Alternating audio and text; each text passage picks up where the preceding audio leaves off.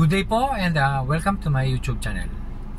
Bali, this episode po, ang i-discuss po natin is regarding IACV, Idle Air Control Valve.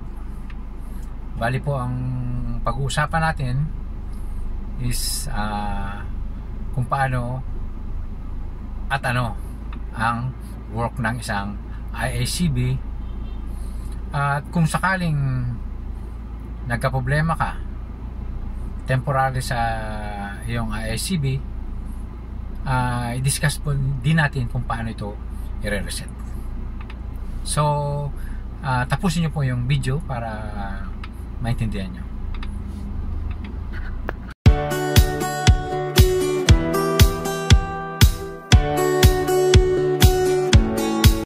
So, bali po, ang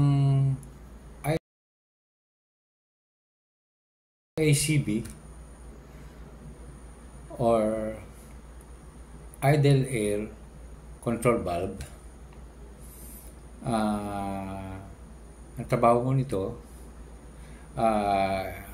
ito po isang device commonly used sa mga fuel injected engines. Bali, siya po yung nagko-control ng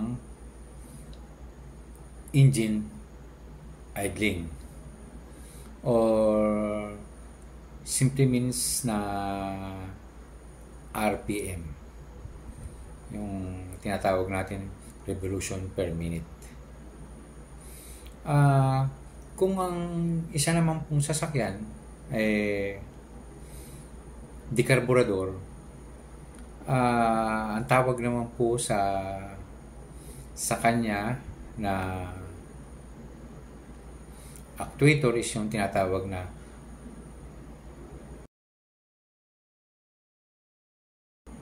idle control speed actuator. Yun po. Ito pong IACV ay connected siya sa throttle body, mostly sa part na sa may throttle plate po. Then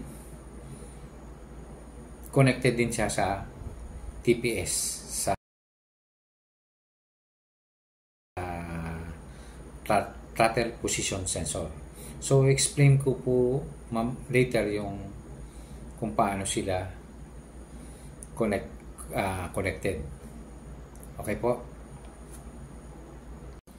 So, ganito po. Sana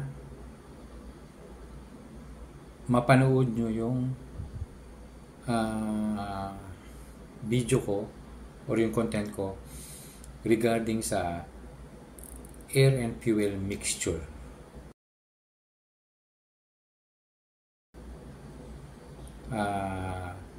Yun kasi ang pinakang primary solution natin para sa fuel efficiency. Kasi yun po connected dito sa trabaho ng IACV. Okay po? So, ganito po. Start po tayo. Yung symptoms ng nagpe-fail na po yung IACV nyo. Number 1 po is sa cold start ng sasakyan natin. Ibig ko pong sabihin sa cold start is yung sa umaga, mostly yung unang start mo, malamig pa talaga makina noon. Then kung nagamit mo naman yung sasakyan mo, for example, nagpunta ka sa mall for the day, nagamit mo, binyahe mo malayo, pero nag-stay ka sa mall mga 3 hours or more, siyempre pagbalik mo doon sa sasakyan, cold start ka na naman ulit kasi lumamig na naman yung makina mo. So, ganito po, ang normal RPM ng isang sasakyan is 600 to 1,000 RPM. Yan po yung normal RPM. Pero hindi naman po pare-pareho yan. Pare-pareho yan. Nagbabari po yan sa kung ano naging ano nung sasakyan mo, nung RPM mo. So, for example po, sasakyan ko is 700 ang normal RPM ko. Dapat po ang magiging RPM ko sa cold start is more than 700 RPM. Dapat po 900, 1,000, 1,001. Dapat ang RPM ko. Yun po, working ang IACB mo. Okay? Yun po. Isang ano yan.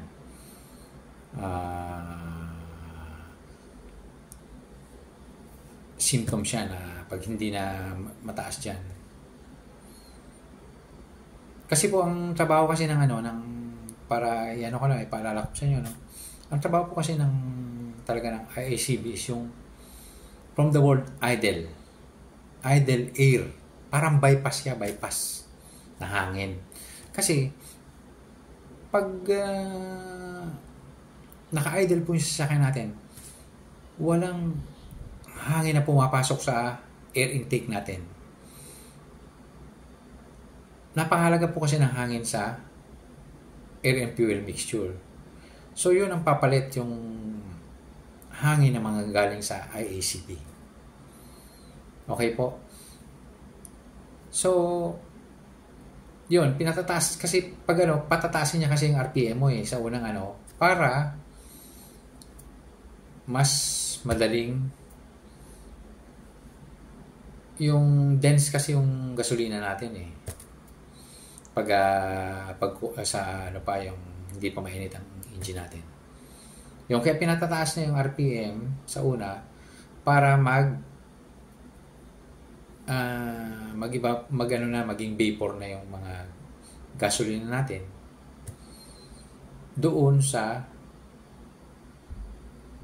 manggagaling sa fuel intake ng sasakyan. Kasi magtatagpo po yan sa combustion chamber ng sasakyan natin. Okay? Kaya sabi ko po, panoorin niyo yung yung video niyo kasi doon mas mapapapadali niyo malalaman yung air and fuel mixture. So yun po. Number 2, rough idle po. Medyo yung idling mo is kung nagpe-fail na yung yung IACB mo, yung idle mo kasi apektado na. Ibig sabihin rough idle, palyado na. Kasi nga naka-idle ka, walang hangin na nanggagaling sa air intake. Yung IACB mo palyado pa, nagpe-fail pa. Wala ngayong hangin na papasok sa throttle body mo papuntang combustion chamber. So yung air and fuel mixture ulit apektado. Tapos yan po lalo na yung mas mas mararamdaman mo yan pag inon mo yung aircon mo.